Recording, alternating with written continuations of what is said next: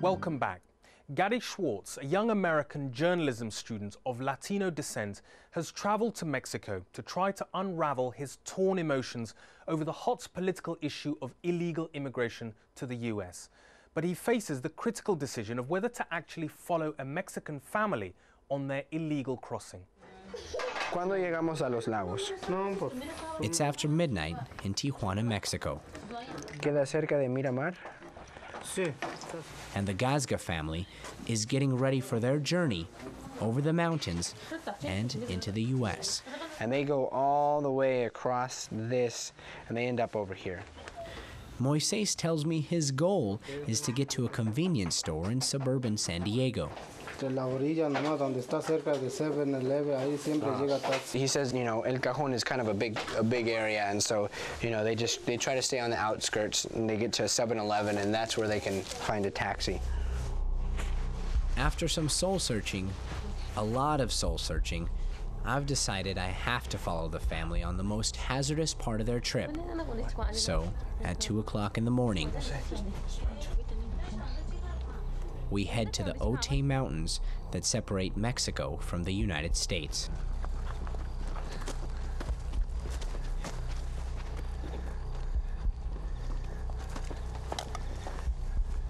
For the next several hours, we walk in darkness. It's too risky to turn on any kind of light, and when we speak, we whisper, if we dare say anything at all. Moises has asked us if after we get out of this ravine here, we don't talk at all, not even whispers. So after this, it's silent from here on out.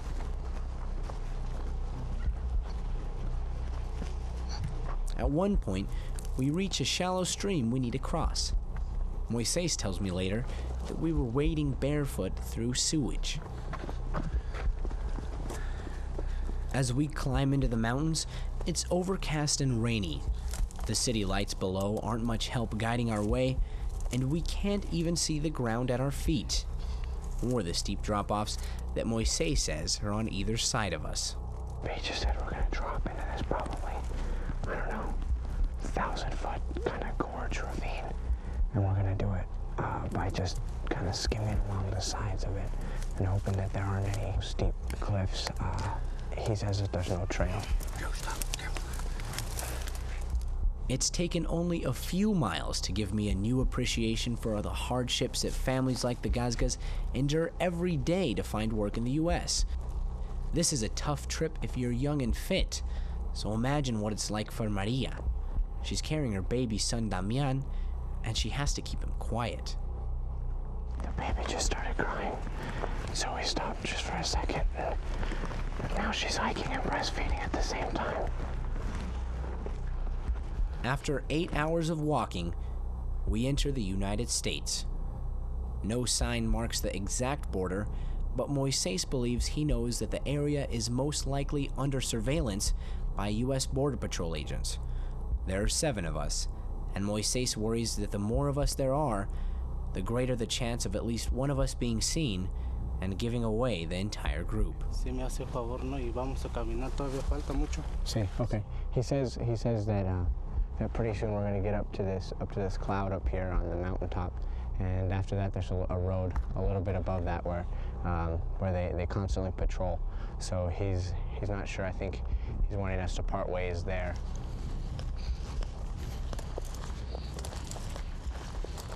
We agree to split up, planning to meet again in 2 nights.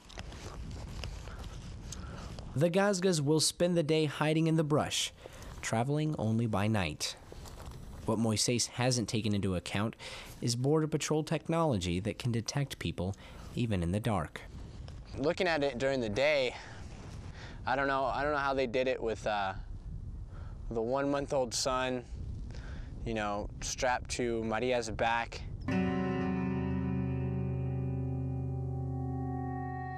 It has now been 2 days since I last saw the Gazgas. This is where we agreed to meet, a convenience store in El Cajon, California. Tonight, the place is a hangout for Border Patrol agents, and I wait for hours, but the Gazgas don't show up. I have no idea if they've been caught or if they're all right. I only know that they're not here, and I've got to try to find them. We're back here in Tijuana at the last point where we saw them at the house right before we crossed the mountain. And we're hoping that maybe they know something, or they might, know where they are in the United States, and we can meet back up with them.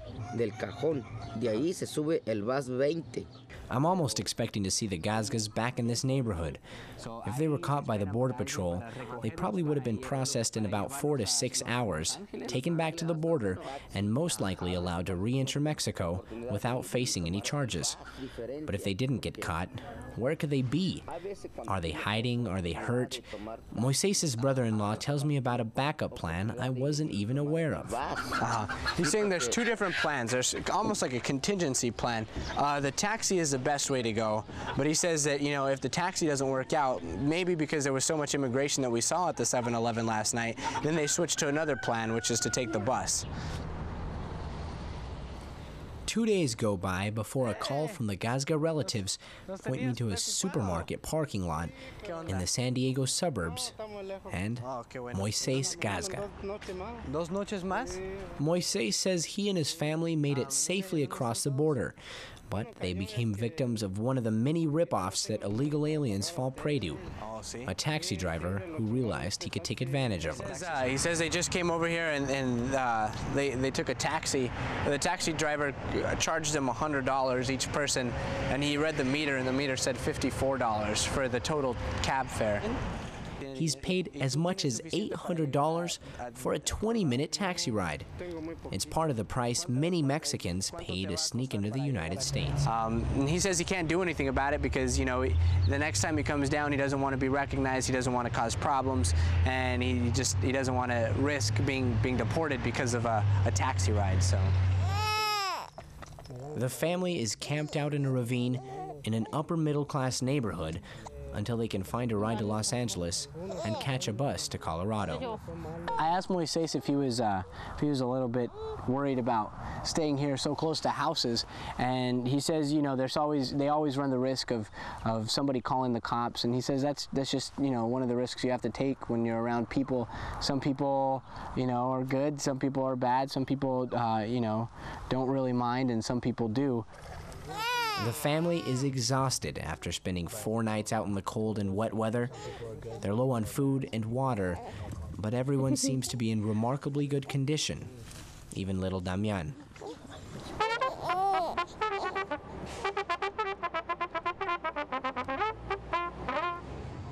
Finally, 8 days after leaving Xochiquilazala, we're in Los Angeles, ready to start the last leg of our journey to Colorado. It's another 30 hours by bus. Well, the family's good. They're tired. We've been traveling for 8 days now, so, obviously everyone's really tired and excited to get back to Colorado. Moisés knows which routes to Colorado might result in a Border Patrol search. He also knows the Border Patrol could change its tactics and pull this bus over for a search almost anywhere. There's always a chance, especially in the Southwest, and especially on buses. From my experience, buses are a good target for Border Patrol, and they're usually pretty fruitful in their bus stops. Moisés tells me as difficult as this trip is, he doesn't see any other way to support his family. Todo el tiempo voy a andar aquí del bus. Sí. Yeah. He sees himself, making this trip pretty much indefinitely. It's a way of life for him. He's been doing it for some 20 years now, so it's not something that he's planning on changing. It's become a routine. It's an annual routine for them. When the bus pulls into Pueblo, Colorado, a day and a half after leaving Los Angeles, Moisés' cousin Faustino is waiting to pick up the family. Faustino works for the same farmer as Moisés. There's also the chance for Moisés and Maria to finally see the children they left behind so many months ago, to be a family again. This is little Gabriel, and he's 2 years old. It's been, 3 or 4 months since the family's seen him. This is the first time that some of the family's actually seen the newborn, so, that's kind of remarkable.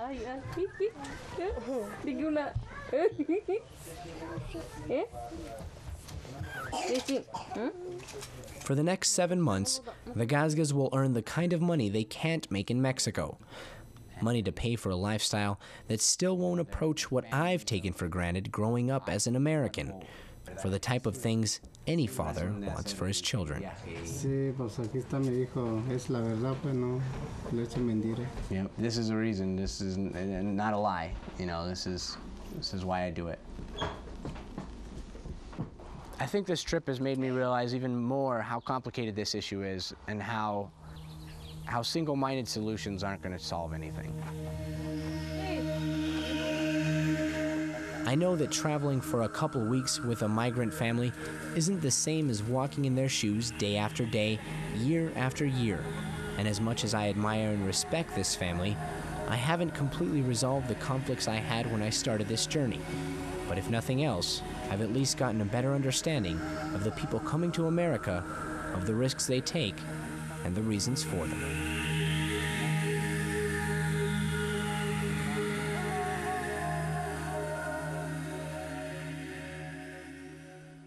Gary Schwartz on the tens of thousands who make the desperate illegal journey to the US in search of a better life. That's it for now, but do join me next time for another edition of Witness.